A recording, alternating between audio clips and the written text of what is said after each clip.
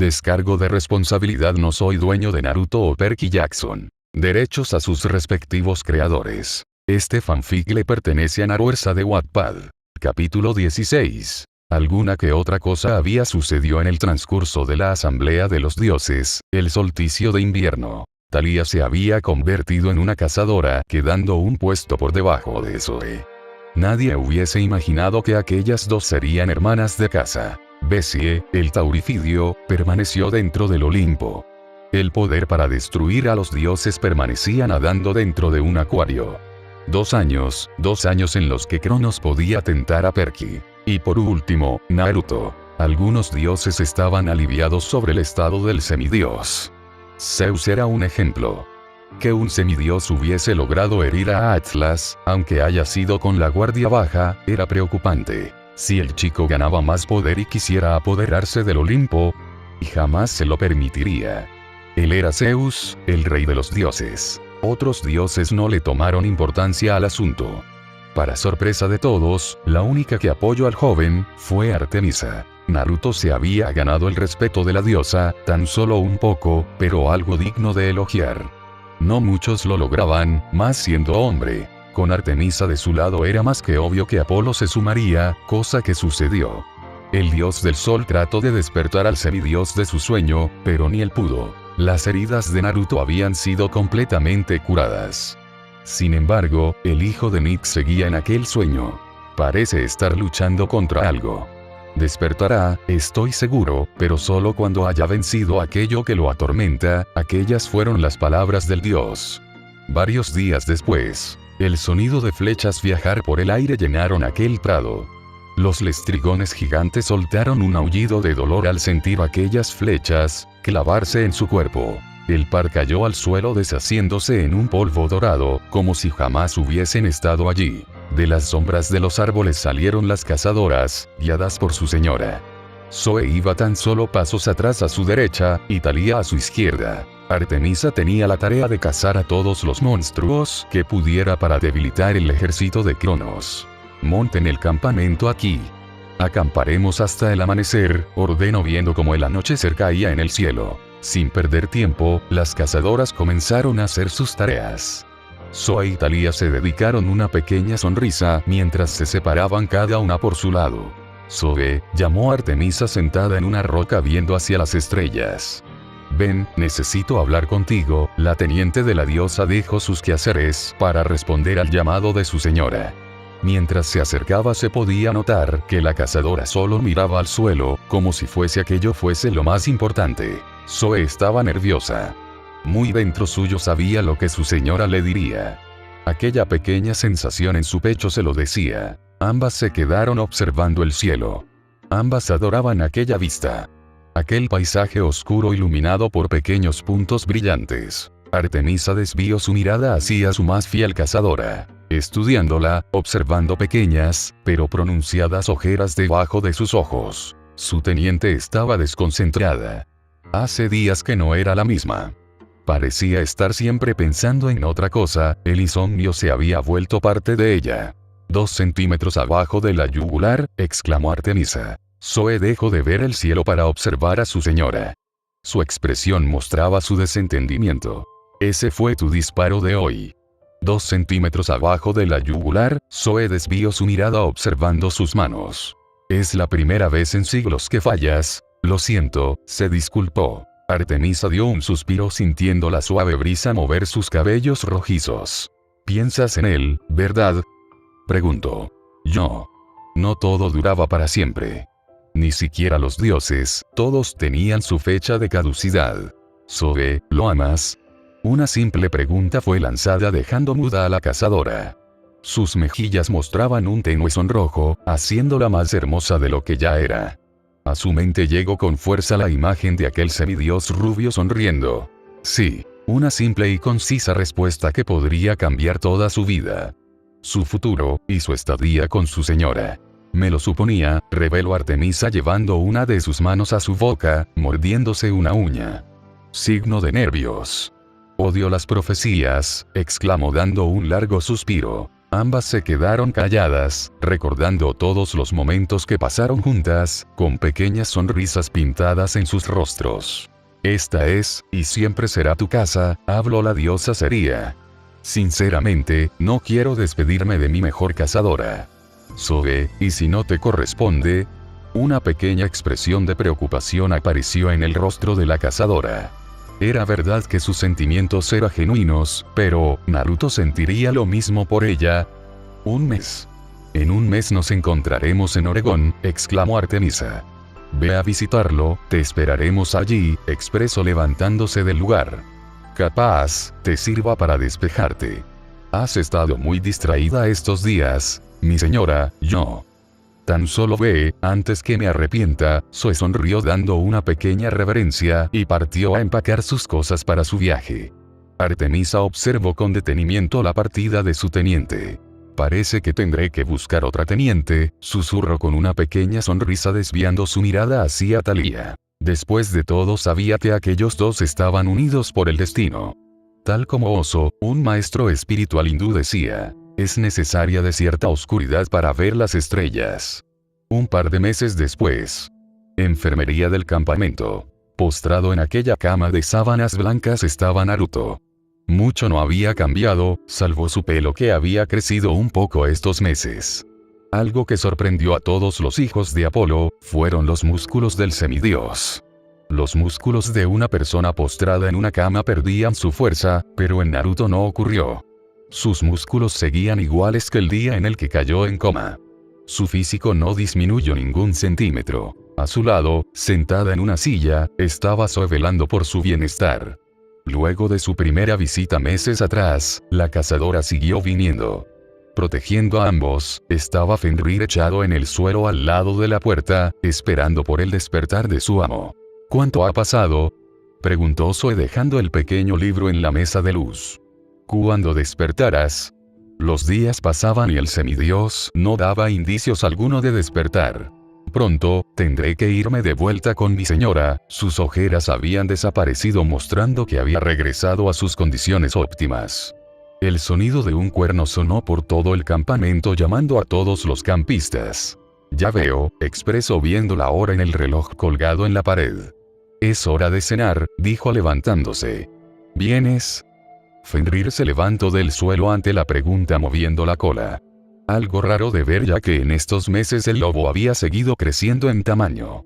Un poco más, y no podría entrar por la puerta. La cazadora abrió la puerta mientras acariciaba al lobo por detrás de una de sus orejas, algo que le encantaba a Fenrir. Vamos. En las últimas horas los campistas estaban en alerta. Perky y compañía habían desaparecido por un laberinto. Zoe negó con su cabeza varias veces. Pareciera que el hijo de Poseidón siempre estaba en el centro de la tormenta.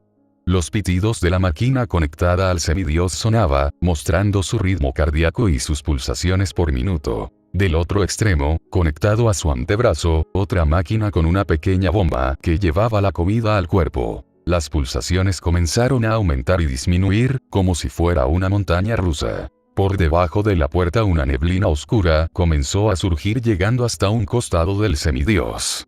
La neblina tomó forma mostrando a Nyx. Sonreía como siempre, sus ojos brillaban con aquella pizca de diversión que la caracterizaba. Crono se está levantando.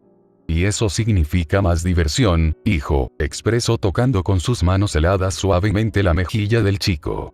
¿Cuánto más te tardará despertar? Soltó una pequeña risa.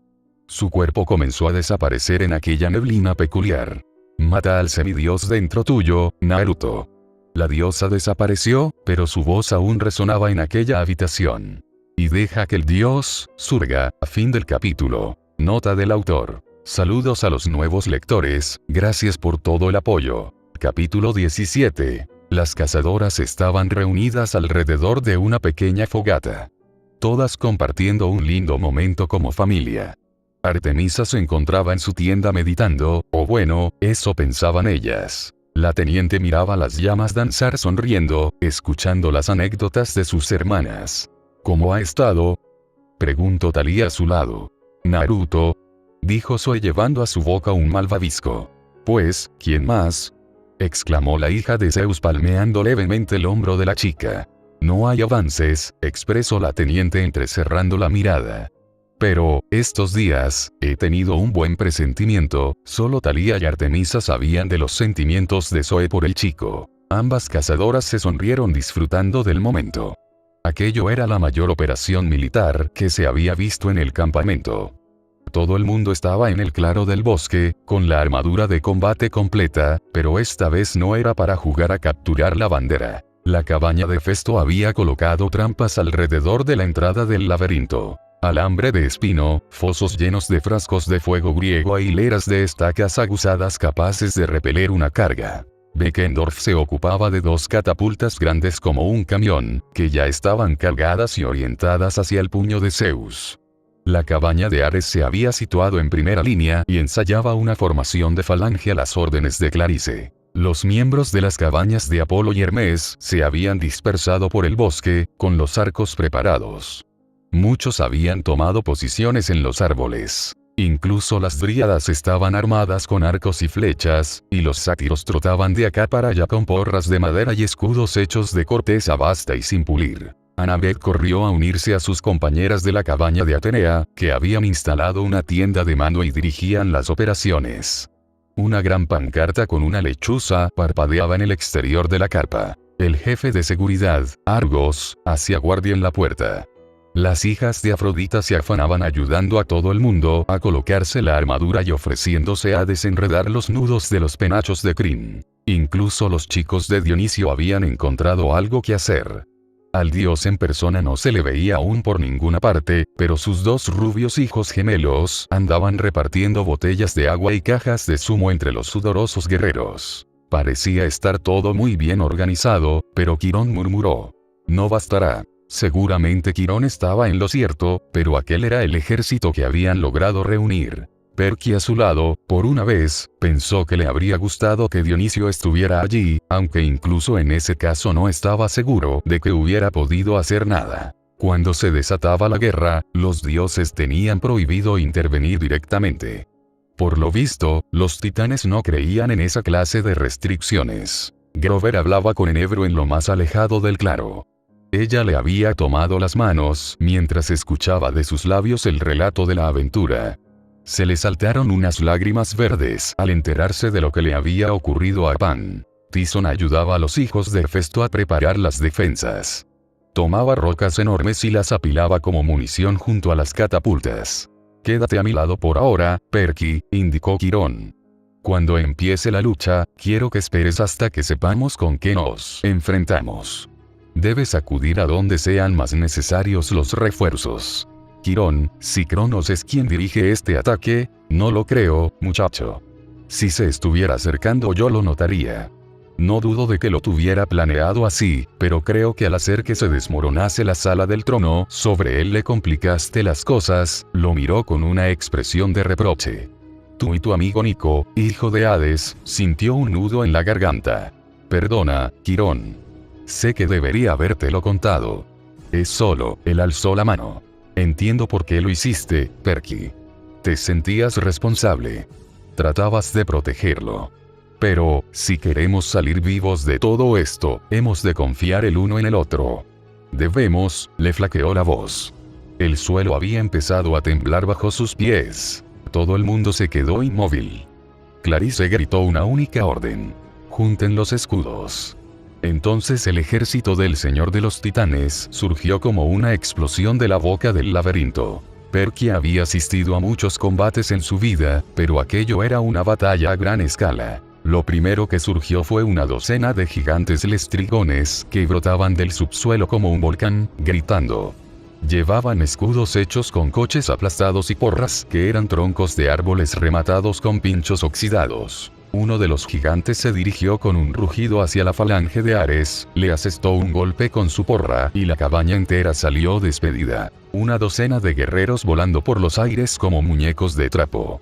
¡Fuego!, gritó Beckendorf. Las catapultas entraron en acción. 2 grandes rocas volaron hacia los gigantes. Una rebotó en un coche escudo sin apenas hacerle mella, pero la otra le dio en el pecho a un lestrigón y el gigante se vino abajo. Los arqueros de Apolo lanzaron una descarga y, en un abrir y cerrar de ojos, brotaron docenas de flechas en las armaduras de los gigantes, como si fueran púas de erizo. Algunas se abrieron paso entre las junturas de las piezas de metal, y varios gigantes se volatilizaron al ser heridos por el bronce celestial. Pero, cuando ya parecía que los lestrigones estaban a punto de ser arrollados, surgió la siguiente oleada del laberinto. 30, tal vez 40 Dracaenae con armadura griega completa, que empuñaban lanzas y redes y se dispersaron en todas direcciones. Algunas cayeron en las trampas que habían tendido los de la cabaña de Festo.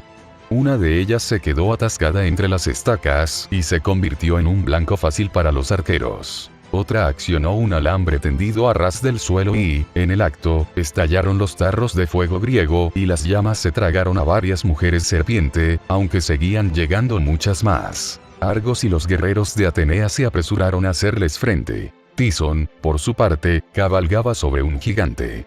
Se las había ingeniado para trepar a su espalda y le arreaban la cabeza con un escudo de bronce. Quirón apuntaba con calma y disparaba una flecha tras otra, derribando a un monstruo cada vez, pero seguían surgiendo más enemigos del laberinto. Y finalmente, salió un perro del infierno que no era la señorita Olear y arremetió contra los sátiros. Allí, le gritó Quirón al hijo de Poseidón. Sacó a contracorriente y se lanzó a la carga. Mientras cruzaba a toda velocidad el campo de batalla, vio cosas terribles. Un mestizo enemigo luchaba con un hijo de Dionisio en un combate muy desigual. El enemigo le dio un tajo en el brazo y luego un golpe en la cabeza con el pomo de la espada. El hijo de Dionisio se desmoronó. Otro guerrero enemigo lanzaba flechas incendiarias a los árboles, sembrando el pánico entre los arqueros y entre las dríadas. Una docena de Dracaenae y algunos semidioses enemigos abandonaron el combate y se deslizaron por el camino que conducía al campamento. Si llegaban allí, podrían incendiar el lugar entero. No encontrarían la menor resistencia. El único que se hallaba cerca era Nico di Angelo, que acababa de clavarle su espada a un telequine. La hoja negra de hierro estigio absorbió la esencia del monstruo y chupó su energía hasta convertirlo en un montón de polvo. Nico gritó. Miró hacia donde le señalaba, vio a los enemigos y comprendió en el acto. Inspiró hondo y extendió su negra espada. «Obedéceme», ordenó. La tierra tembló. Frente a los invasores se abrió una grieta de la que surgió una docena de guerreros muertos. Eran cadáveres espeluznantes con uniformes militares de distintos periodos históricos. Revolucionarios norteamericanos de la Guerra de Independencia, centuriones romanos, oficiales de la caballería de Napoleón con esqueletos de caballo. Lamentablemente algunos enemigos pudieron escapar entrando en el campamento. Corrió al encuentro del perro del infierno, que estaba haciendo retroceder a los sátiros hacia el bosque. La bestia le lanzó una dentellada a un sátiro, que se apartó con agilidad, pero el golpe lo recibió otro más lento y este se desplomó con el escudo de corteza destrozado. Gritó. El perro del infierno se volvió con un gruñido y saltó sobre Perky. Lo habría hecho pedazos con sus garras, pero al caer al suelo se encontró un recipiente de barro, uno de los tarros de fuego griego de Beckendorf. Se apresuró a arrojárselo a las fauces y la criatura estalló en llamas. Se apartó, jadeando. El sátiro que había sido pisoteado por el perro del infierno no se movía. Corrió a ver cómo estaba, pero en ese momento oyó la voz de Grover. Perky. Se había desatado un incendio en el bosque. El fuego rugía a 3 metros del árbol de enebro, y ella y Grover estaban enloquecidos tratando de salvarlo. Él tocaba una canción de lluvia con sus flautas mientras Enebro, desesperada, trataba de apagar las llamas con su chal verde, aunque lo único que conseguía era empeorar las cosas. Corrió hacia ellos, saltando entre distintos contendientes y se coló entre las piernas de los gigantes. La fuente de agua más cercana era el arroyo, que quedaba casi a 1 kilómetro, tenía que hacer algo. Se concentró. Sintió un tirón en las entrañas y un fragor en los oídos. Un muro de agua avanzó de repente entre los árboles, sofocó el incendio y dejó empapados Enebro, Grover y casi todos los demás. El sátiro escupió un chorro de agua. «Gracias, Perky». «De nada». Regresó corriendo al combate, al tiempo que la parejita lo seguía. Él tenía una porra en la mano y ella, una fusta como las que usaban antiguamente en los colegios. Se la veía muy enfadada, como si estuviera dispuesta a zurrarle a alguien en el trasero. Cuando ya parecía que la batalla estaba otra vez equilibrada y que quizá tenían alguna posibilidad, les llegó desde el laberinto el eco de un chillido sobrenatural, un ruido que en sus vidas habían oído. Y súbitamente Campe salió disparada hacia el cielo, con sus alas de murciélago desplegadas, y fue a aterrizar en lo alto del puño de Zeus, desde donde examinó la carnicería. Su rostro estaba inundado de una euforía maligna. Las cabezas mutantes de animales le crecían en la cintura y las serpientes silbaban y se le arremolinaban alrededor de las piernas. En la mano derecha sostenía un ovillo reluciente de hilo, el de Ariadna, pero enseguida lo guardó en la boca de un león, como si fuera un bolsillo, y sacó sus 2 espadas curvas. Las hojas brillaban con su habitual fulgor verde venenoso. Campe soltó un chillido triunfal y algunos campistas gritaron despavoridos. Otros trataron de huir corriendo y fueron pisoteados por los perros del infierno o por los gigantes. El grupo de Dracaena y semidioses enemigos que se habían colado dentro del campamento, aparecieron. Más bien, surgieron huyendo despavoridos de algo.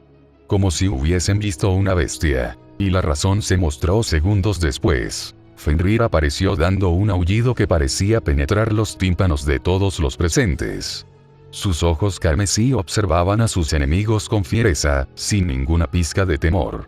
Sus colmillos blancos estaban pintados de rojo. Perky en ese instante comprendió que Fenrir jamás dejaría a ningún enemigo entrar al corazón del campamento. Después de todo, Naruto se encontraba en la enfermería. Y el animal jamás dejaría al semidios solo. Fenrir se abalanzó rápidamente atrapando la yugular de un lestrigón gigante. El monstruo desapareció en polvo dorado, cuando de un simple movimiento su cuello le fue arrancado. Un semidios enemigo lloraba y gritaba en el suelo al ver su brazo ser arrancado por el lobo. Sus lloriqueos cesaron cuando Fenrir le arrancó la cabeza. El lobo escupió la cabeza y se fijó en sus próximas víctimas. Un pobre grupo de Dracaenaes. Dioses inmortales. Gritó Quirón. Apuntó con su arco, pero Campe pareció detectar su presencia y echó a volar a una velocidad asombrosa. La flecha pasó zumbando sobre su cabeza sin causarle ningún daño. Tyson se soltó del gigante al que había aporreado hasta dejarlo fuera de combate. Corrió hacia las líneas aliadas, gritando: «A sus puestos. No huyan. Luchen». Un perro del infierno saltó entonces sobre él y ambos rodaron por el suelo. Campe aterrizó sobre la tienda de mando de Atenea y la aplastó. Perky corrió hacia ella y se encontró en compañía de Annabeth, que se puso a su altura con la espada en la mano.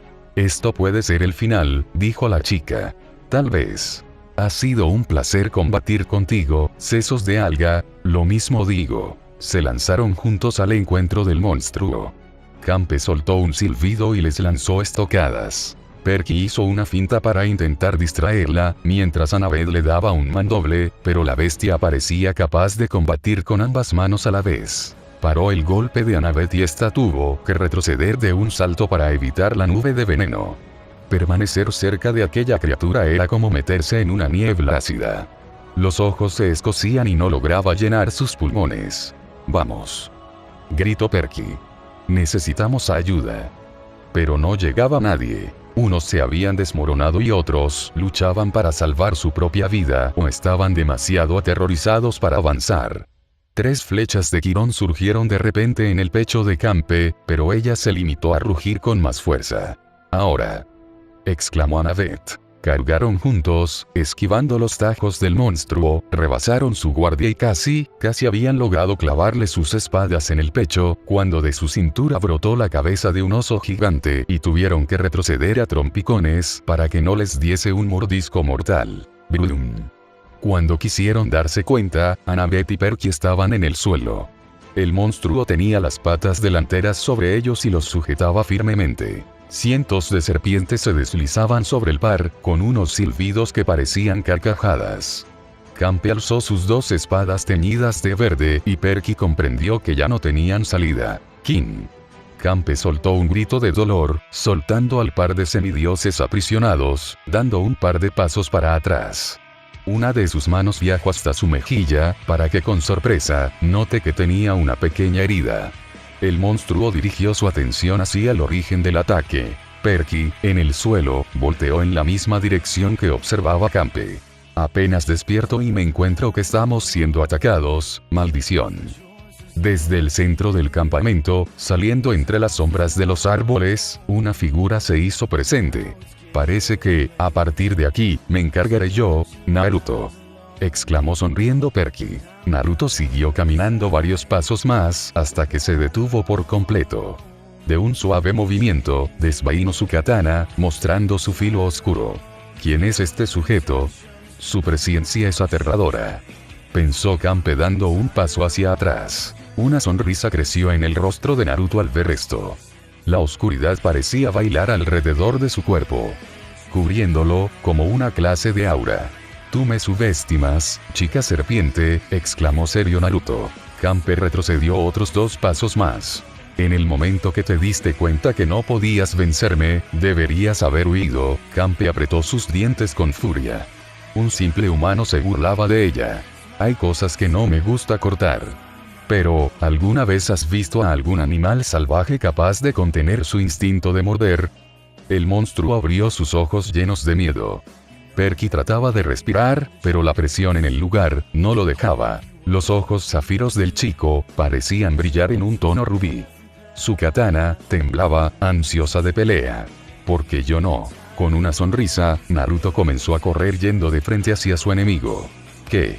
Mi cuerpo no se mueve», pensó asustada Campe. La katana se rodeó de oscuridad, y Naruto la alzó por arriba de sus hombros.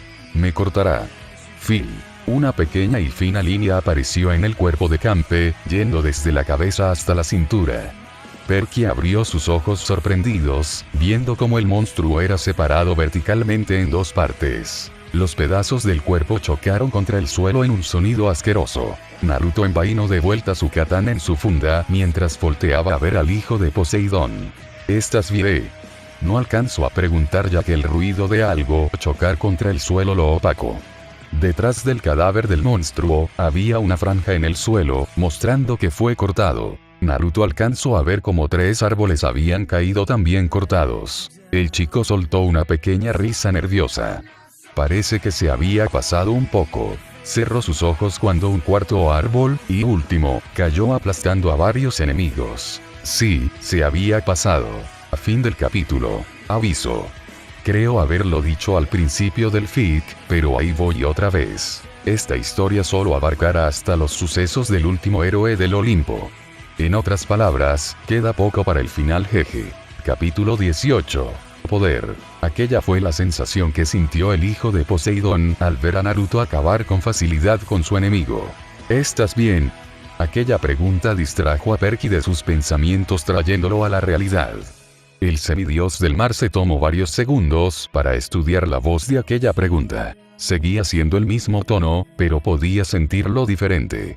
Como si toda inseguridad y miedo hubiese sido erradicado. Levantó la mirada conectando sus ojos azules como el mar, con los azul zafiro de su amigo.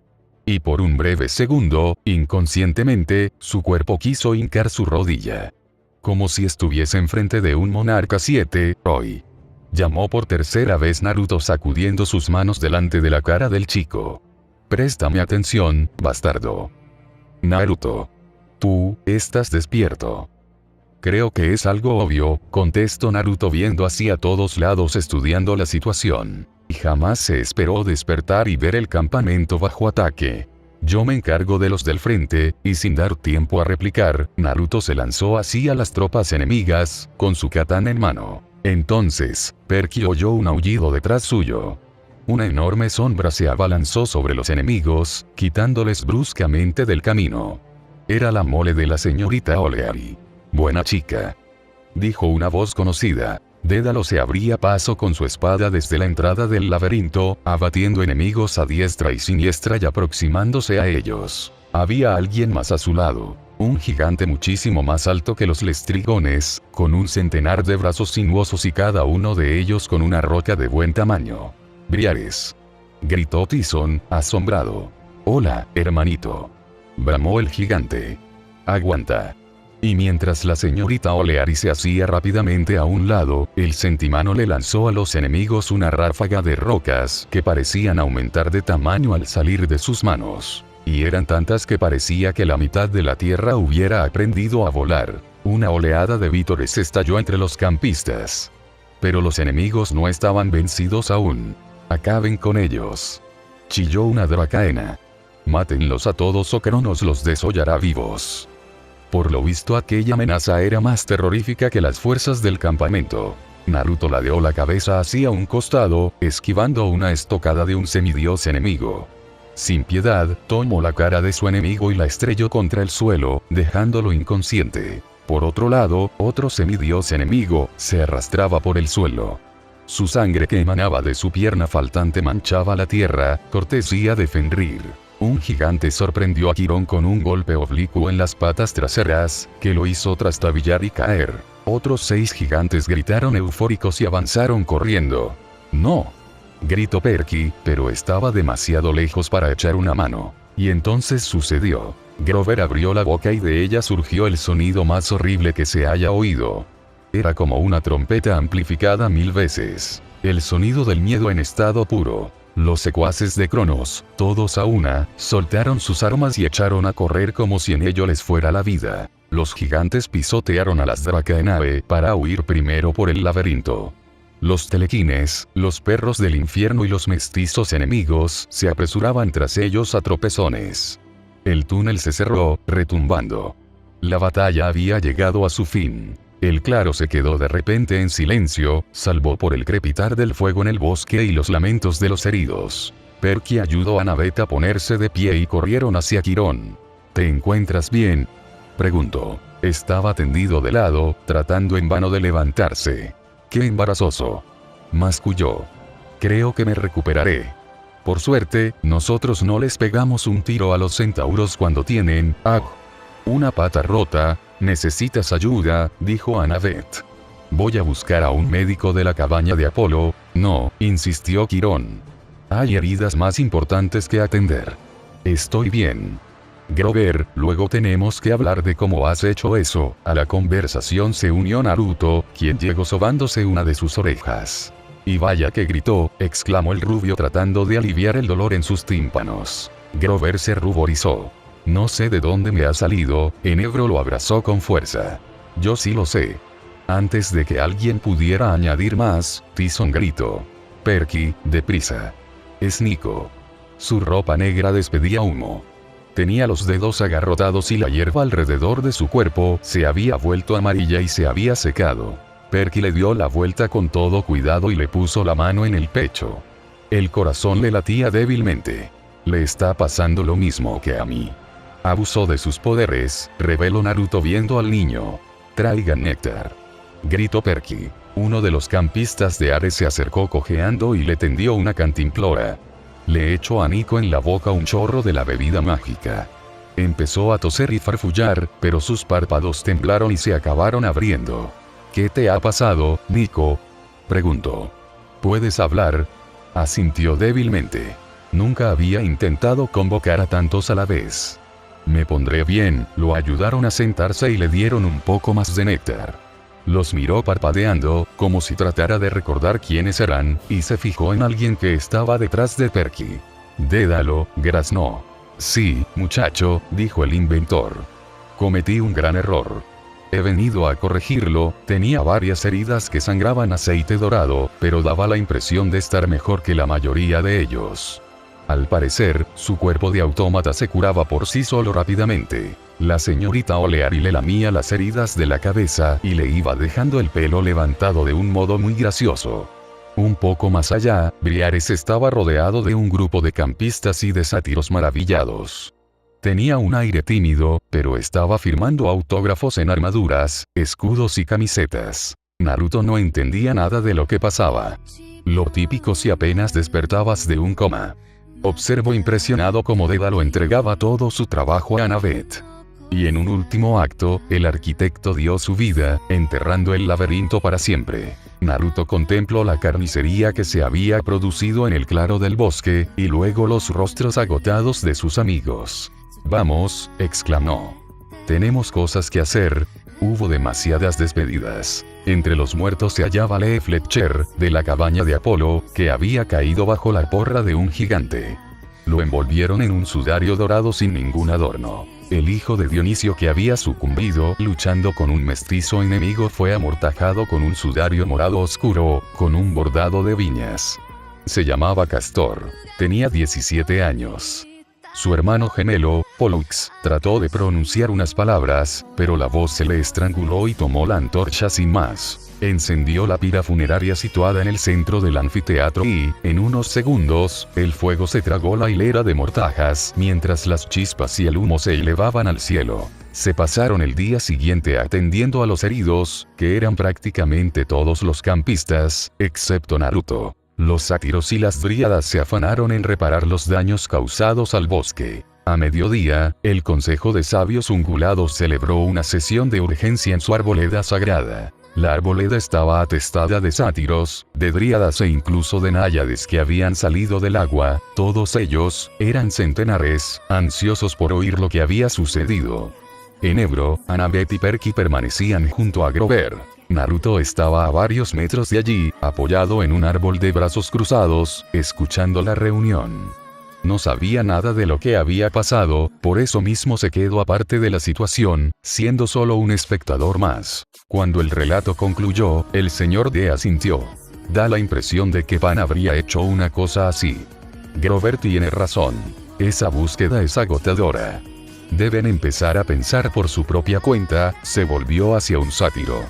Tráeme unas uvas peladas, rápido. Sí, señor. El sátiro salió corriendo. Hay que desterrar al traidor, insistió Sileno. Y yo digo que no, le replicó Dionisio. Ese es mi voto. Yo también voto que no, intervino Quirón. Sileno apretó los dientes con aire testarudo. ¿A favor de desterrarlo? Él mismo y los otros dos viejos sátiros alzaron la mano. 3-2, sentenció Sileno. Sí, dijo Dionisio. Pero, por desgracia para ti, el voto de un dios vale por 2. Y como he votado en contra, estamos empatados. Sileno se puso de pie, indignado. Esto es un escándalo. El consejo no puede permanecer en semejante callejón sin salida. Entonces, disuelve el consejo, replicó el señor D. Me tiene sin cuidado. Sileno le hizo una embarada reverencia y abandonó la arboleda con sus dos colegas.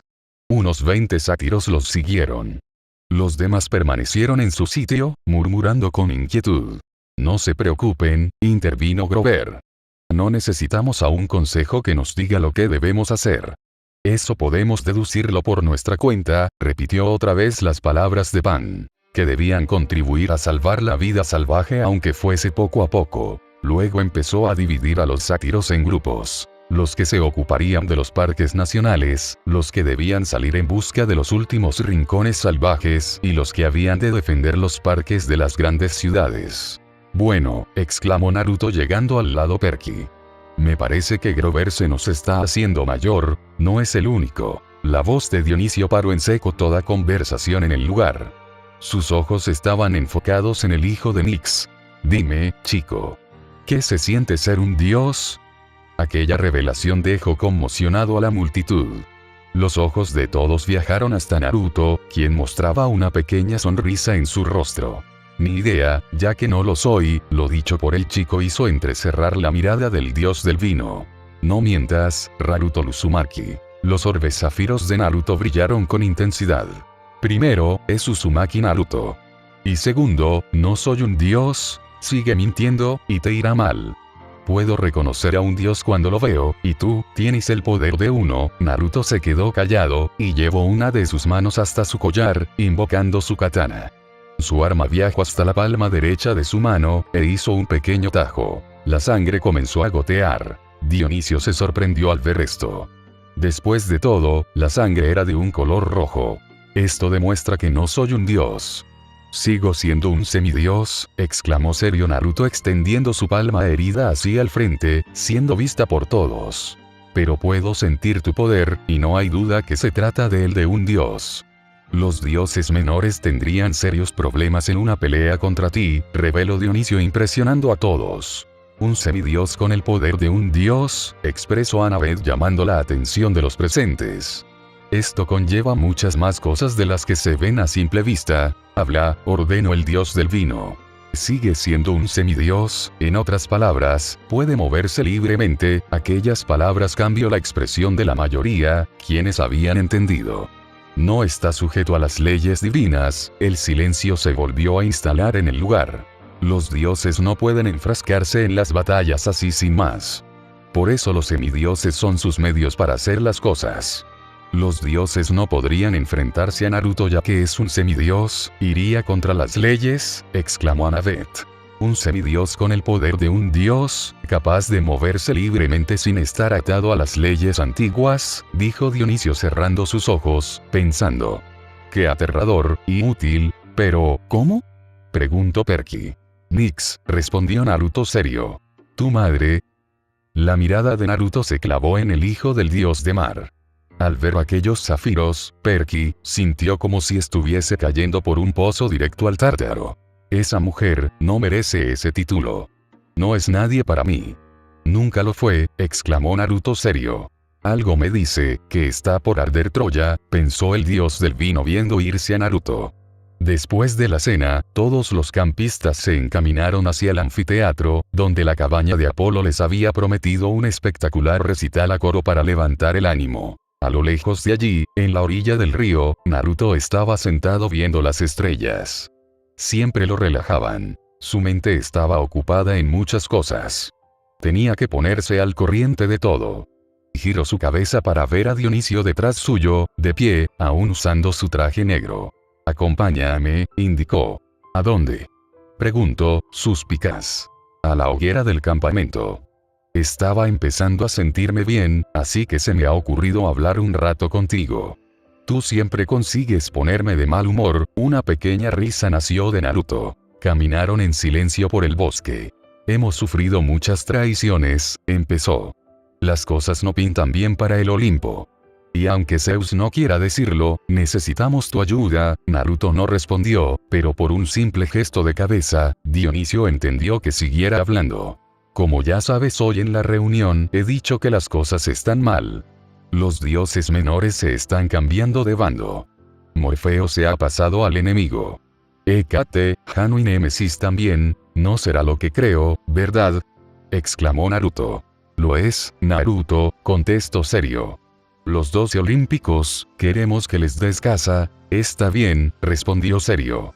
Lo haré, pero con una condición. ¿Cuál?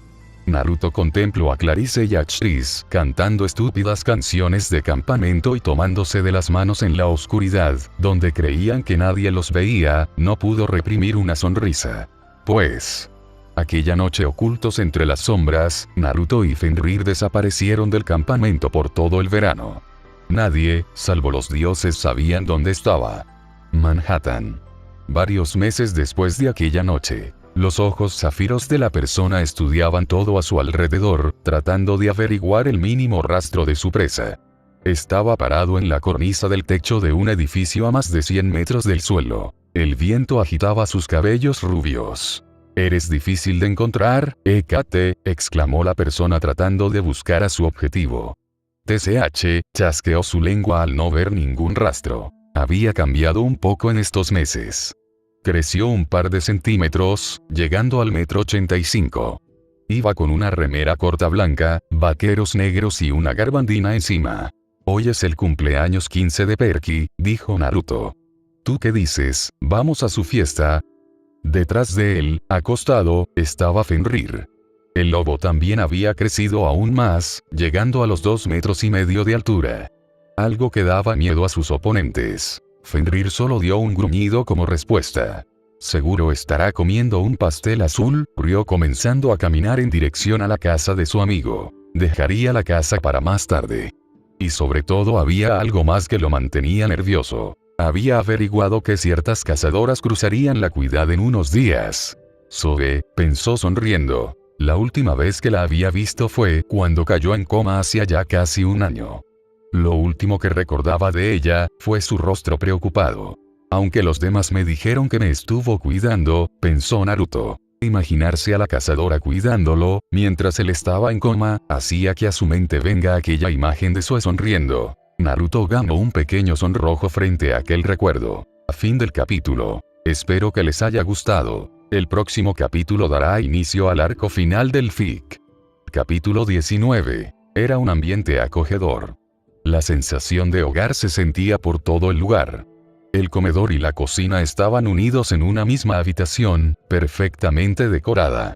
Armas antiguas e incluso alguno que otro trofeo de sus aventuras. Naruto llevaba pantalones negros junto a una remera larga blanca, y encima de todo, un delantal de cocina rosado. Mostró una pequeña sonrisa mientras daba vuelta a los sándwiches que estaba cocinando, evitando que se quemen de un lado. «El desayuno ya está listo», exclamó el rubio. Sus pies descalzos no tenían problemas al estar en una superficie de madera. Por la puerta del comedor salió una pequeña figura sigilosamente. 2 cabezas menos que Naruto, casi 40 centímetros de diferencia. El Nezuki en la mano de Naruto casi cae al suelo al verse atrapado por 2 brazos femeninos. «¿Qué te dije de hacer eso?», se quejó el chico dejando su bebida en la mesada. Naruto sintió la frente de la mujer pegarse a su fornida espalda. Los brazos de la chica se envolvieron aún más a su cuerpo.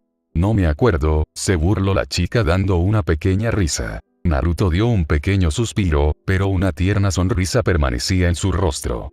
Se dio media vuelta observando a la mujer que le robó el corazón hace ya muchos años. Los ojos zafiros del rubio conectaron con los oscuros, como la noche, de la chica. «Te amo, Uzumaki Naruto». «Y yo a ti, Uzumaki Zoe». La ex cazadora se puso de puntitas de pie, y sus labios conectaron con los del chico, fundiendo a ambos en un hermoso y tierno beso. «¿Sabes a Nezuki?», se quejó Zoe deshaciendo el beso. Naruto hizo un puchero. Sin su chocolatada no podía empezar el día. Zoe pegó su cabeza contra el pecho de su esposo, quedándose quieta, escuchando los latidos de su corazón. Aquello podía calmarla siempre. «Adoro esto». Naruto abrazó aún más a su esposa manteniendo sus ojos cerrados, disfrutando de aquel momento. «Sí, parece un sueño», expresó el chico. «Sueño». Aquella palabra quedó resonando en el inconsciente de Naruto. Los párpados del chico se abrieron mostrando que aquellos zafiros cálidos habían sido reemplazados por 2 zafiros similares al hielo. «Sí, un sueño». El brazo derecho de Naruto viajó hacia el frente y atrapó algo en el aire. E inmediatamente, Zoe, y todo lo demás desapareció, como si una ilusión fuese desvanecida. El ambiente cambió a un páramo oscuro y lleno de neblina. La mano derecha de Naruto se encontraba estrangulando el cuello de un hombre. Tenía piel cobriza, pelo negro, ojos dorados y unas alas púrpuras / azules sobresalían de su espalda. «Himnos». El tono de voz de Naruto salió feroz, imponía respeto y miedo. El dios del sueño trataba de respirar, pero el agarre de su hermano era fuerte. «¿Te atreves a manipular mis sueños?», preguntó Naruto enojado. «Perdón, hermano». Trató de hablar como podía. «Nuestra madre me dijo que lo hiciera». El agarre alrededor del cuello se volvió más fuerte. Himnos comenzó a patalear en medio del aire, desesperado en busca de oxígeno. Por su barbilla caía su saliva. «Ella no es mi madre, Himnos. Y tú no eres mi hermano». El dios del sueño cayó al suelo cuando el agarre de Naruto se deshizo. «Atrévete a meterte en mi camino otra vez. Y verás por qué doy más miedo que Nix». Naruto invocó su katana, alzándola en el aire. Antes que atacara, Himnos huyó del lugar en un destello. «Miedosito», exclamó el rubio guardando su arma. Naruto abrió sus ojos despertando de su siesta. Este último año, Nix se había metido aún más en su camino, mandando monstruos, y hasta dioses menores. A su lado descansando se encontraba Fenrir. Su tamaño había vuelto a crecer llegando ya a los 3 metros de altura.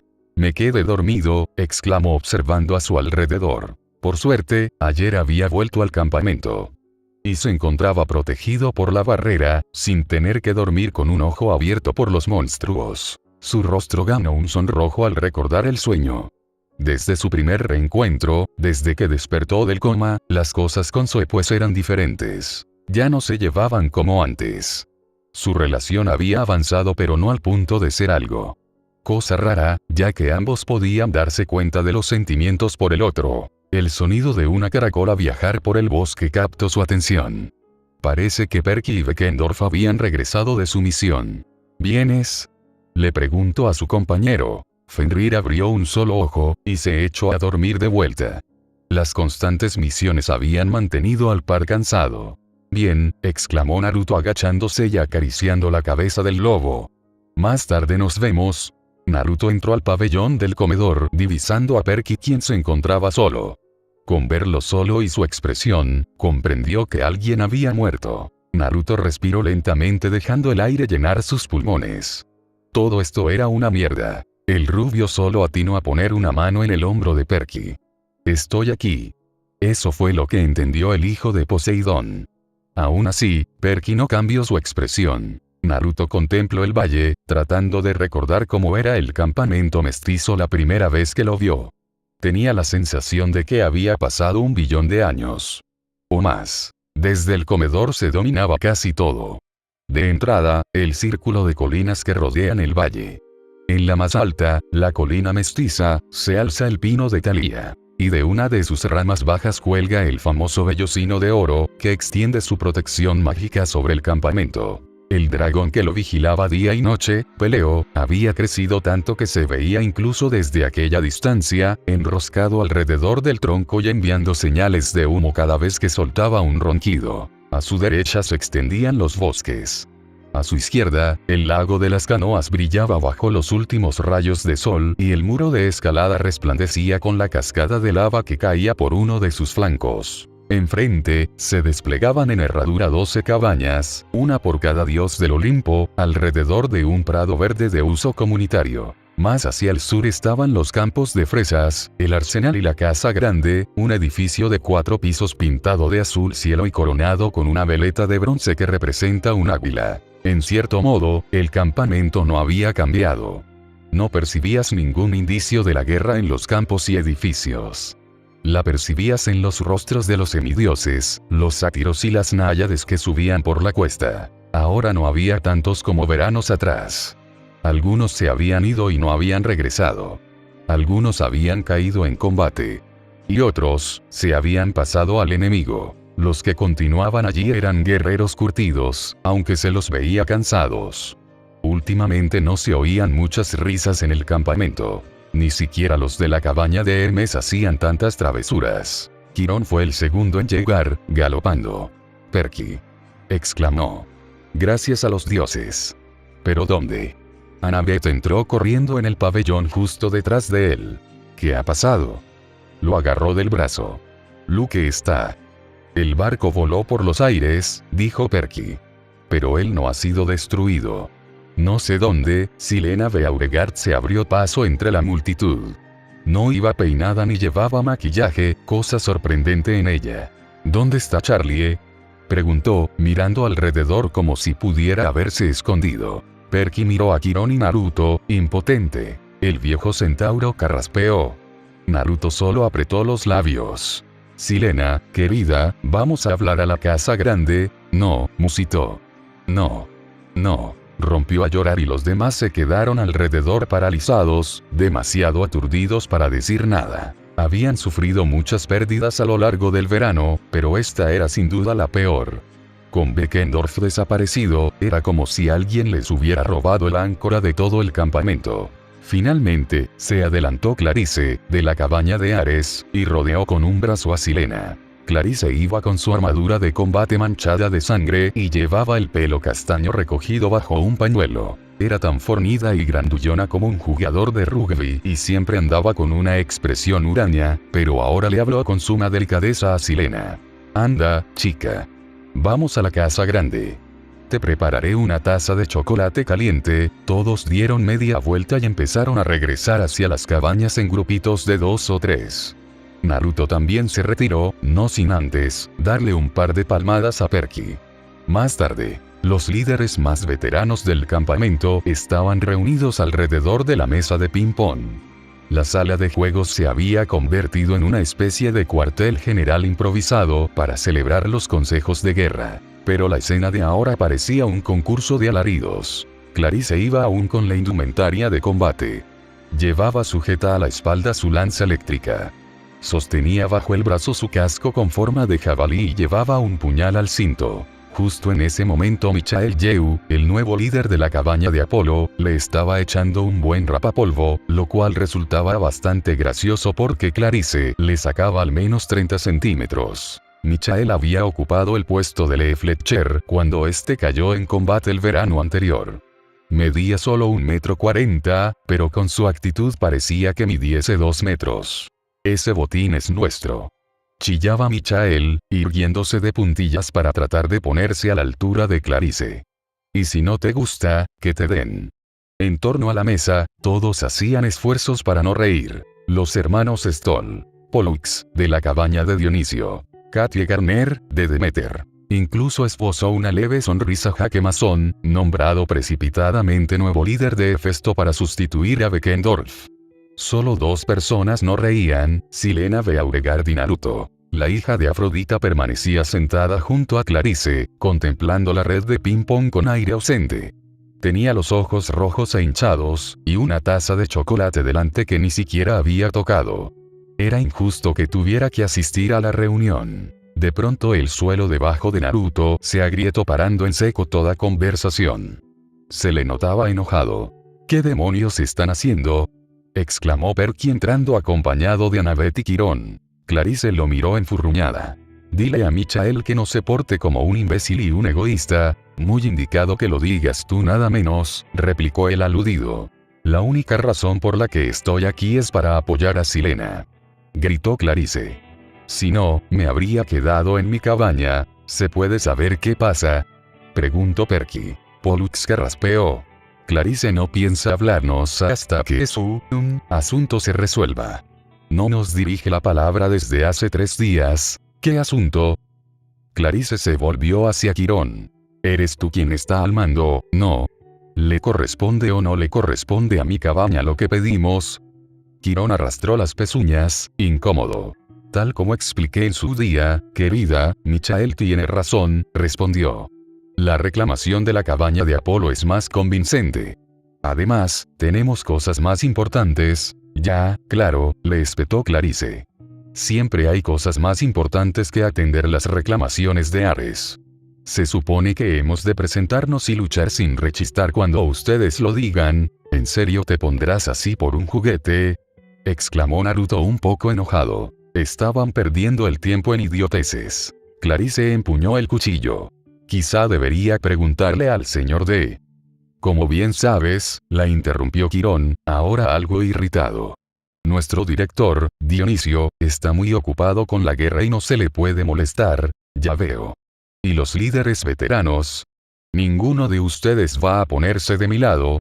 Nadie sonreía, y solo Naruto se atrevía a mirarla a los ojos. Muy bien, dijo, volviéndose hacia Silena. Perdona. No pretendía meterme en esta discusión cuando tú acabas de perder, en fin, me disculpo. Pero solo ante ti. Ante nadie más. Silena no pareció captar sus palabras. Clarice arrojó su cuchillo sobre la mesa de ping-pong. Y ustedes ya pueden prepararse para librar esta guerra sin Ares. Hasta que reciba una reparación, ningún miembro de mi cabaña levantará un dedo. Que se diviertan cayendo como moscas. Los demás líderes se habían quedado pasmados y se limitaron a mirarla salir hecha una furia. Naruto solo se cruzó de brazos, pero su expresión mostraba que estaba molesto. Que se pudra, exclamó Michael Yeu. ¿Bromeas?, protestó Katie Garner. Esto es un auténtico desastre. No puede hablar en serio, dijo Travis. ¿O sí? Quirón suspiró. Se ha sentido herida en su orgullo. Acabará calmándose, no parecía muy convencido. Bueno, prosiguió Quirón. Si hacen el favor, Perky ha traído algo que deben oír. Perky, la gran profecía, el hijo de Poseidón comenzó a leer la profecía, captando la atención de todos los presentes. Todo el mundo miraba a Perky con inquietud o compasión, o tal vez con un poco de miedo. Quirón tenía los ojos cerrados, como si se hubiera puesto a rezar. Cuando adoptaba forma de caballo, su cabeza casi rozaba el techo de la sala. Quizá deberíamos dejar que Perky medite sobre esas líneas, dijo Quirón. Necesita un poco de tiempo. No, dobló el pergamino y se lo metió en el bolsillo. Se sentía desafiante y lleno de enojo, aunque no sabía con quién estaba enojado. No necesito tiempo. Si debo morir, moriré. No voy a preocuparme por eso, ¿sí? Prosigamos, exclamó. Tenemos otros problemas. Hay un espía. Michael Yew frunció el entrecejo. ¿Un espía? Les contó lo que había descubierto en el Princesa Andrómeda, o sea, que Cronos sabía que iban a presentarse allí y que incluso le había enseñado el colgante con una guadaña de plata que usaba para comunicarse con su informador. Silena se echó de nuevo a llorar. Annabeth la rodeó con un brazo. Bueno, dijo Connor Stoll, incómodo. Llevamos años sospechando que podría haber un espía, ¿no? Alguien que ha estado pasando la información a Luke.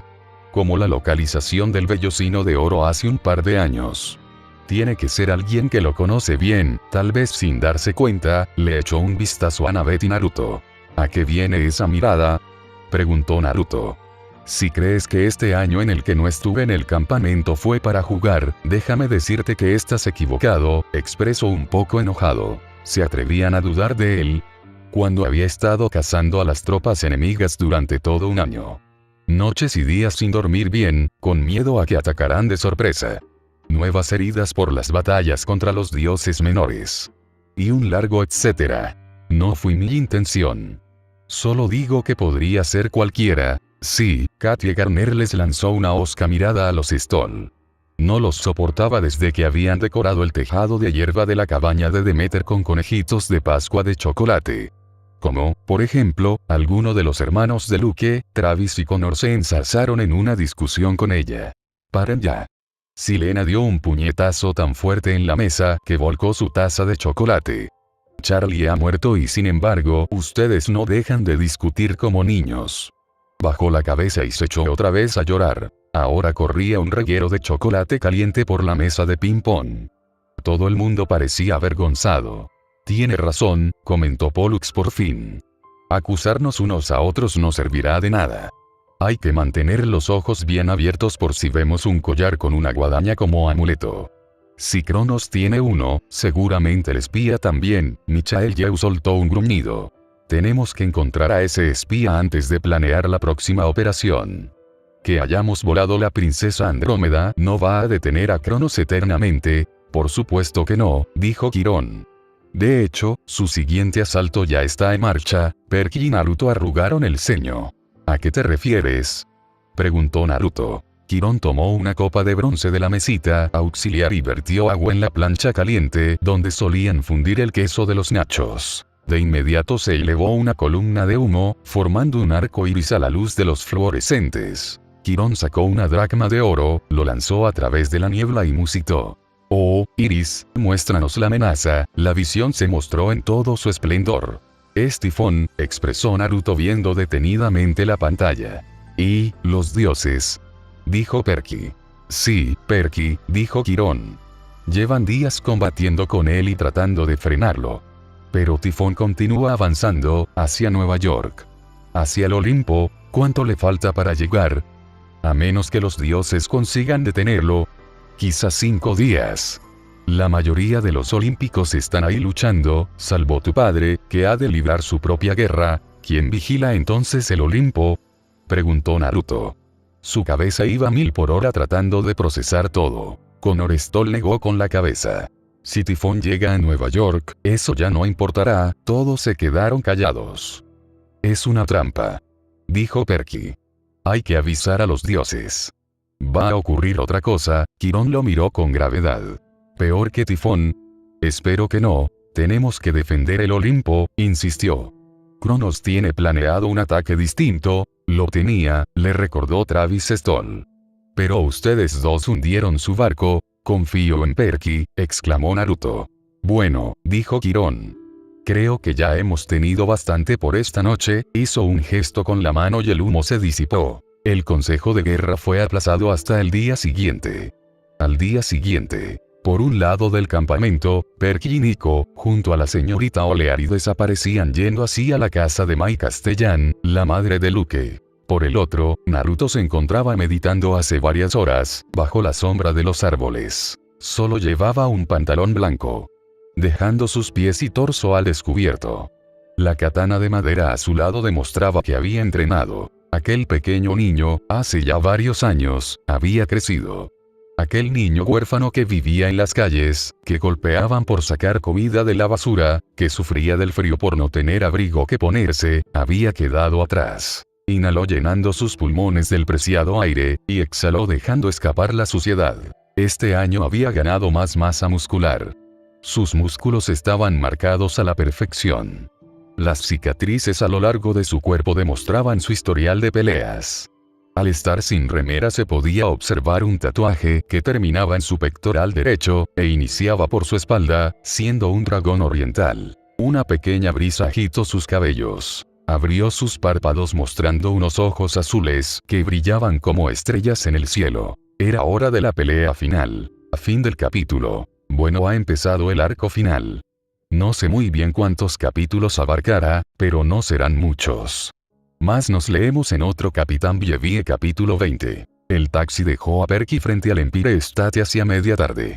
La señorita O'Leary saltaba de aquí para allá en la Quinta Avenida, lamiendo taxis y husmeando puestos de perritos calientes. Nadie parecía detectar su presencia, aunque la gente se apartaba con aire confuso cuando ella se acercaba. La llamó con un silbido al ver que paraban 3 furgonetas blancas junto al bordillo. Las 3 con un rótulo de fresas de elfos, que es el nombre que se usa como tapadera para el campamento mestizo. Nunca se había visto las 3 furgonetas juntas en el mismo sitio, aunque se sabía que iban y venían a la ciudad con los productos frescos. La primera la conducía Argos, el jefe de seguridad de Múltiples Ojos. Las otras 2, sendas arpías, que son un híbrido demoníaco de gallina y humano con bastante mala uva. Normalmente se dedicaban a limpiar el campamento, pero también se les daba bien conducir entre el denso tráfico del centro de la ciudad. En cuanto pararon, se abrieron las puertas laterales y empezaron a bajar un montón de campistas, algunos un poco lívidos por el largo trayecto. Pollux, Silena Beauregard, los hermanos Stoll, Michael Yew, Jake Mason, Katie Garner y Annabeth. Junto con la mayoría de los miembros de sus cabañas. Quirón fue el último en bajar de la furgoneta.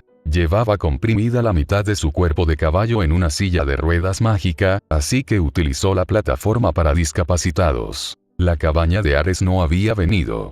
Clarice era una estúpida testaruda.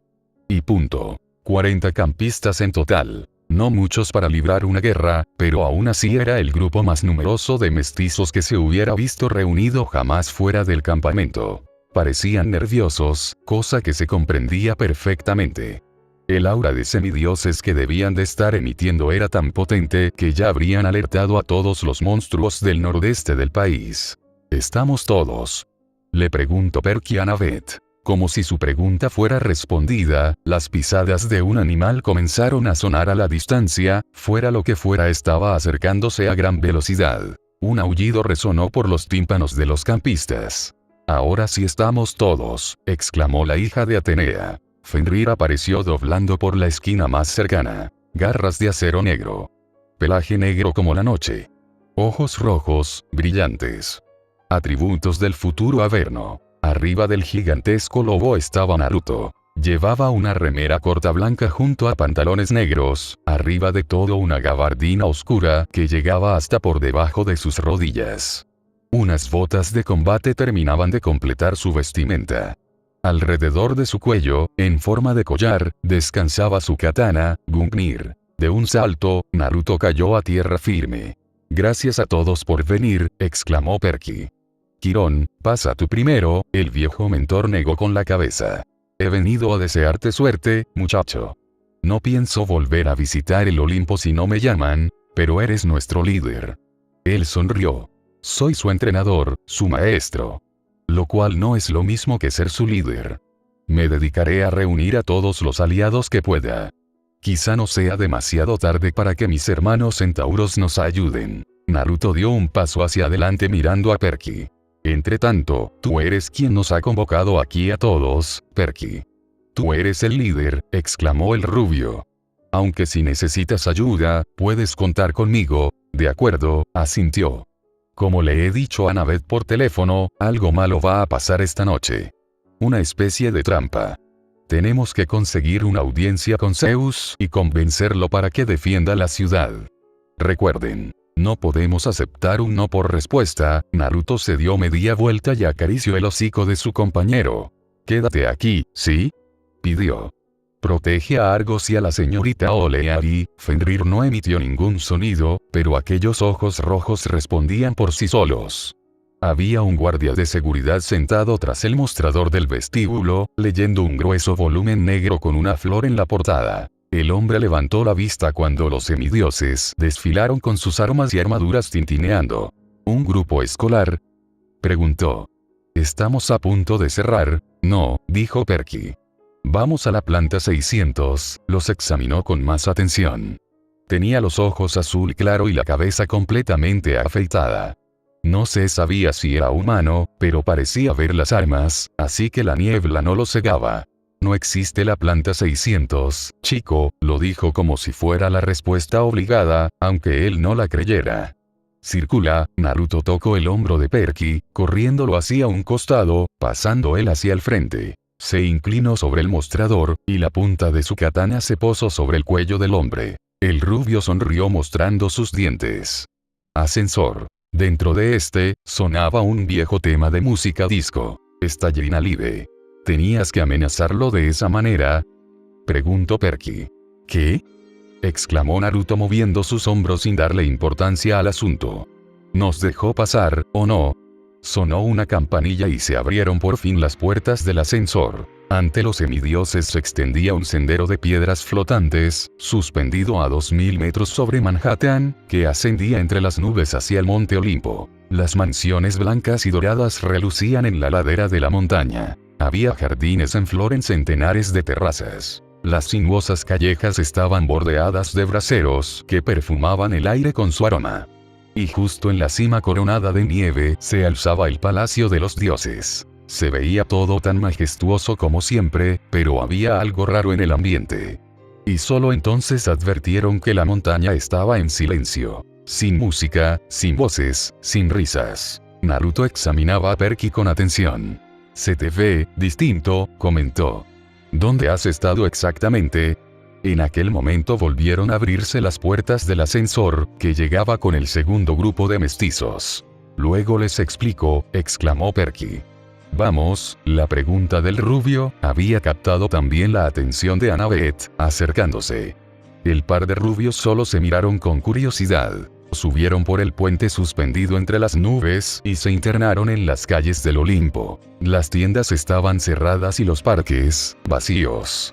Había un par de musas en un banco tocando unas liras llameantes, pero no parecían poner el corazón en ello. Un cíclope solitario barría la calle con un roble arrancado de cuajo. Un dios menor los divisó desde un balcón y corrió a refugiarse dentro, cerrando los postigos. Aunque su mirada se había fijado en Naruto más que en otro semidios, pasaron bajo un gran arco de mármol flanqueado con las estatuas de Zeus y Hera. «Miren», gritó Pollux, señalando el horizonte. «¿Qué es eso?». Unas luces azules rasgaban el cielo de la tarde como cometas diminutos lanzados hacia el Olimpo. Parecían proceder de todos los rincones de la ciudad y apuntaban directamente a la montaña. Al aproximarse, se disolvían bruscamente sin dejar rastro. «Son como rayos infrarrojos», murmuró Michael Yeu. «Nos están apuntando. Vamos al palacio», dijo Naruto. No se encontraron ninguna vigilancia. Las puertas de oro y plata estaban abiertas de par en par. Sus pasos resonaban huecos mientras avanzaban por la sala del trono. La mayor parte del espacio estaba ocupado por 12 tronos gigantescos, dispuestos en o alrededor de una hoguera. En una esquina flotaba en el aire un globo de agua tan grande como una casa, y en su interior nadaba un viejo amigo, el Taurofidio, una criatura mitad vaca, mitad serpiente. «Mu», saludó alegremente, trazando un círculo. Colega», dijo Perky. «¿Te tratan bien?». «Mu», respondió Bessie. Al acercarse a los tronos, resonó una voz femenina. «Hola de nuevo, Perky Jackson, Uzumaki Naruto. Ustedes y sus amigos son bien recibidos». Estia se hallaba junto a la hoguera, atizando el fuego con un palo.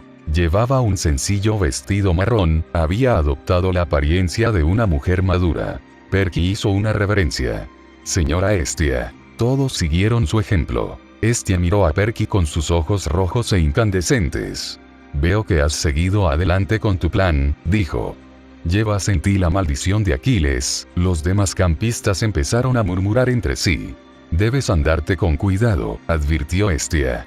Ganaste mucho en tu viaje. Pero sigues ciego frente a la verdad más importante. Tal vez te venga bien un pequeño atisbo. Las rodillas de Perky temblaron, pero Naruto lo sujetó. ¿Una visión, no? Preguntó el rubio. ¿Cuánto ha pasado?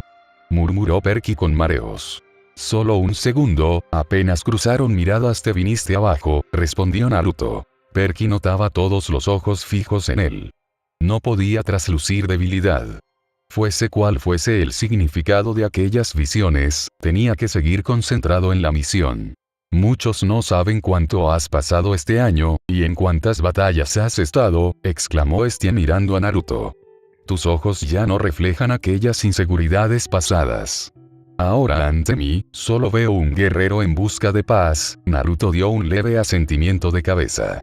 Sin duda, Hestia era su diosa favorita. Señora Hestia, dijo Perky. Hemos venido por un asunto urgente. Queremos ver, sabemos lo que quieren, contestó una voz masculina. Perky se estremeció. Era la misma que acababa de oír en su visión. La figura de un dios tembló en el aire y se materializó junto a Hestia. Tenía unos 25 años, el pelo rizado y entrecano y rasgos de elfo. Llevaba uniforme de piloto militar y se le veían unas alitas en el casco y las botas de cuero. Sobre el brazo flexionado sostenía una larga vara con 2 serpientes entrelazadas. Ahora debo dejarlos, anunció Hestia. Le hizo una reverencia al piloto y se esfumó en una nube de humo. Hermes, el dios de los mensajeros, no parecía estar de buenas. Hola, Perky. Se inclinó torpemente. Señor Hermes. Ah, claro, oyó decir a una de las serpientes en el interior de su mente. A nosotras no nos saludas. Solo somos reptiles. George, la regañó la otra. Compórtate. Hola, George, dijo Perky.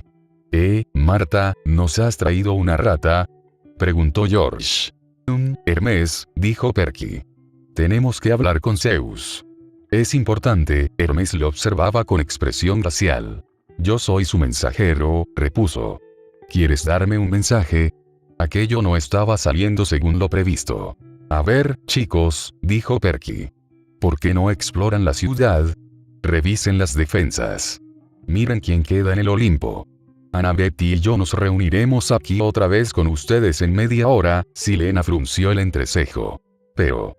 buena idea, exclamó Naruto. Vamos, muchachos, dijo llevándose a todos. Antes de irse, Naruto volteó llamando al hijo de Poseidón. Perky, no olvides que estamos aquí. No trates de cargar todo tú solo, expresó sonriendo. Las luces azules del cielo se habían extinguido. Los semidioses se habían reunido en un pequeño parque situado al borde de la montaña.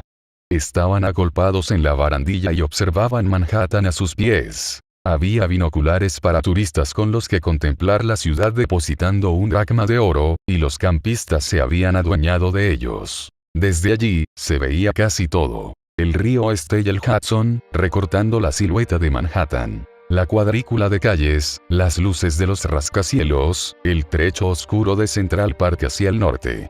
Parecía todo normal, salvo por un detalle. No oigo nada, dijo Annabeth. Ese era el problema. Incluso desde aquella altura, debería oírse los ruidos de la ciudad.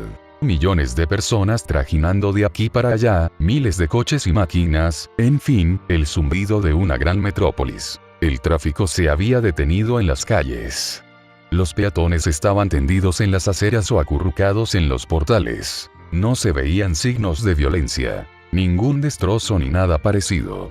Era como si todos los habitantes de Nueva York hubieran decidido dejar sus asuntos para desmayarse. ¿Están muertos?, preguntó Silena, patidifusa. No, respondió Naruto de brazos cruzados. Esta sensación me recuerda a Hipnos, pero es diferente. Y dudo mucho que él haga algo. No después de mi amenaza, exclamó. Su hijo, Morfeo, expresó Annabeth. Sí. La invasión acaba de empezar. Pollux se agachó junto a un policía dormido. No lo entiendo. ¿Por qué no nos hemos quedado dormidos también? ¿Por qué solo los mortales? Es un hechizo inmenso, dijo Silena Beauregard. Y cuanto mayor es su alcance, más fácil resulta resistirse a sus efectos. Para dormir a millones de mortales, solo has de usar una magia superficial. Dormir a semidioses es más difícil, muchos se le quedaron viendo. Silena se ruborizó. No paso todo el tiempo probándome vestidos, por si sabían. Naruto, Perky, intervino Annabeth, todavía concentrada en el escudo. Será mejor que vengan a echar un vistazo. El reflejo de la superficie de bronce mostraba el estuario de Long Island Sound, a la altura del aeropuerto de La Guardia. Una docena de lanchas surcaban las aguas oscuras hacia Manhattan, todas repletas de semidioses equipados con armadura griega. «Explora todo el perímetro de la isla», exclamó Naruto. Rápido, Annabeth desplazó la imagen al sur hasta el puerto. Un ferry de Staten Island avanzaba entre las olas ya muy cerca de ella y Island. La cubierta estaba infestada de Dracaenae y de una manada de perros del infierno. La imagen cambió otra vez. Ahora era la costa de Jersey, justo a la entrada del túnel Lincoln. Un centenar de monstruos de todo tipo desfilaban por los carriles del tráfico inmovilizado. Gigantes con porras, cíclopes golfos, varios dragones que escupían fuego y, para más recochinio, un tanque Sherman de la Segunda Guerra Mundial, que iba apartando los coches a su paso a medida que se adentraba retumbando en el túnel. ¿Y qué pasa con los mortales de fuera de Manhattan?, preguntó Perky. ¿Es que todo el estado se ha quedado dormido? Annabeth frunció el entrecejo. No lo creo, pero es raro. Por lo que estoy viendo, todo Manhattan está en brazos de Morfeo. Luego, a un radio de 80 kilómetros a la redonda, el tiempo parece avanzar pero que muy despacio. Cuanto más te acercas a Manhattan, más despacio se mueve. Se mostró otra escena. Una autopista de Nueva Jersey. Era sábado por la noche, así que el tráfico no era tan horrible como en un día laborable. Los conductores parecían despiertos, pero los coches se movían a 2 kilómetros por hora y los pájaros que pasaban por encima movían las alas a cámara lenta. «Cronos», murmuró Perky. «Está ralentizando el tiempo. Quizá Hécate también esté haciendo de las suyas», dijo Naruto un poco enojado. Jamás había podido encontrar a aquella diosa. «Fíjate, todos los coches evitan las salidas de Manhattan, como si hubieran recibido el mensaje inconsciente de volver atrás». «No acabo de entenderlo», comentó Annabeth, contrariada. No soportaba no entender nada. Es como si hubieran rodeado Manhattan con varias capas mágicas. El mundo exterior quizá no llegue a enterarse siquiera de que algo va mal. Cualquier mortal que venga hacia aquí se moverá tan despacio que no percibirá nada de lo que sucede, como moscas en una gota de ámbar, murmuró Jaque Masón. Annabeth asintió. Así que no podemos esperar ninguna ayuda. Estaban atónitos y asustados. Y no se los podía culpar. El escudo había revelado al menos 300 enemigos en camino. Ellos eran 41. Y estaban solos. Muy bien, dijo Perky. Vamos a defender Manhattan. Silena se ajustó la armadura. Perky. Manhattan es enorme, habrá que mantenerlo bajo control, dijo Naruto. Tiene razón, afirmó Annabeth. Los dioses del viento mantendrán a raya por el aire a las fuerzas de Cronos, lo cual significa que intentará el asalto al Olimpo por tierra. Tenemos que cortar las entradas a la isla. Tienen lanchas, señaló Michael Yeu. Y nosotros un Perky, mencionó Naruto. Tenemos que vigilar los puentes y túneles. Supongamos que se proponen asaltar el centro de la ciudad, al menos en el primer intento. Sería el camino más directo hacia el Empire State, habló Perky. Michael, llévate a la cabaña de Apolo al puente de Williamsburg. Katie, con la cabaña de Demeter, se encargará del túnel Brooklyn Battery. Hagan crecer espinos y hiedra venenosa por dentro. Todo lo que haga falta con tal de ahuyentarlos. Connor, llévate a la mitad de la cabaña de Hermes y cubre el puente de Manhattan. Travis, llévate la otra mitad y cubre el puente de Brooklyn. Y sin paradas para saquear. Uf. Protestó la cabaña entera de Hermes. Silena, siguió. Llévate a la cabaña de Afrodita al túnel de Keynes. Oh, dioses, suspiró una de ellas. La Quinta Avenida nos viene súper de paso. Podríamos comprarnos un bolso y unos zapatos a juego. Los monstruos no soportan el olor a Givenchy, el túnel Oyan. Jaque, llévate allí a la cabaña de Festo. Usen fuego griego, pongan trampas. Todo lo que tengan a mano, él sonrió. Con mucho gusto. Tenemos cuentas pendientes que saldar. Por Beckendorf. La cabaña entera estalló en vítores. El puente de Gainsboro. Nosotros nos ocupamos de eso, intervino Annabeth. Malcolm, dijo, volviéndose hacia sus hermanos. Llévate a la cabaña de Atenea y activa el plan 23 por el camino, tal como te he explicado. Defiendan esa posición, entendido. Yo me quedaré con Perky, añadió. Nos uniremos a ustedes más tarde, o acudiremos donde sea necesario. Muy bien, exclamó Perky. Nos mantendremos en contacto con los teléfonos móviles, pero si no tenemos.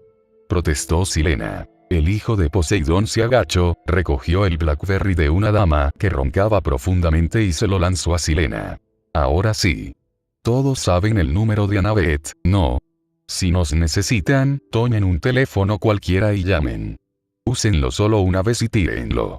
Si luego les hace falta, toman otro prestado. Así a los monstruos les costará más localizaros. Todo el mundo sonrió, satisfecho con la idea. Un momento, Perky, dijo Jaque Mason. Te olvidas del túnel Lincoln, era cierto. Un tanque Sherman y un centenar de monstruos avanzaban en ese momento por el túnel, y ya habían situado las fuerzas en todos los demás puntos. ¿Eh? Pensé que era obvio, dijo Perky desviando su mirada hacia atrás. Todos dirigieron su atención hacia donde el semidios miraba, Naruto y Fenrir. Son fuertes, y por eso mismo lo necesitamos al 100%. Ellos no pueden ir solos, reclamó Annabeth. Todos entendían el punto de Annabeth, pero no había opción. Entonces se oyó la voz de una chica desde la acera de enfrente. ¿Qué tal si echamos una mano? Un grupo de 30 chicas cruzó la Quinta Avenida. Vestían blusas blancas, pantalones de camuflaje plateados y botas de combate. Cada una con una espada al cinto, un carcaj en la espalda y un arco dispuesto. Entre ellas correteaban unos cuantos lobos blancos. Muchas sostenían en el puño un halcón de caza. La chica que abría la marcha era alta y grácil, de piel cobriza. A diferencia de las demás, llevaba una diadema en su cabellera oscura, lo cual le daba un aspecto de princesa persa. «Zoe», exclamó viéndola Naruto. A su derecha, había otra chica.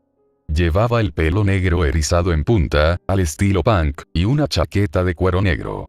Unos pendientes en forma de calavera y una camiseta de muerte a la Barbie, en la que se veía una Barbie con la cabeza atravesada por una flecha. «Thalía», gritó Annabeth. La hija de Zeus sonrió.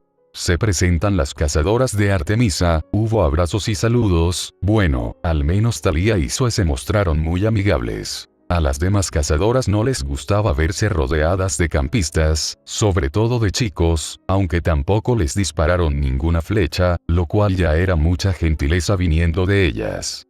«Son el doble de cazadoras que antes», expresó Naruto frente a Zoe. Ambos estaban apartados de todos.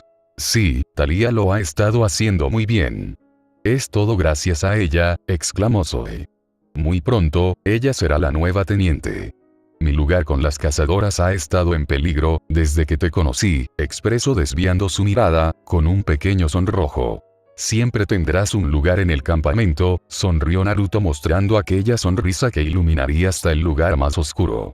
«Vayan adelantándose, sí.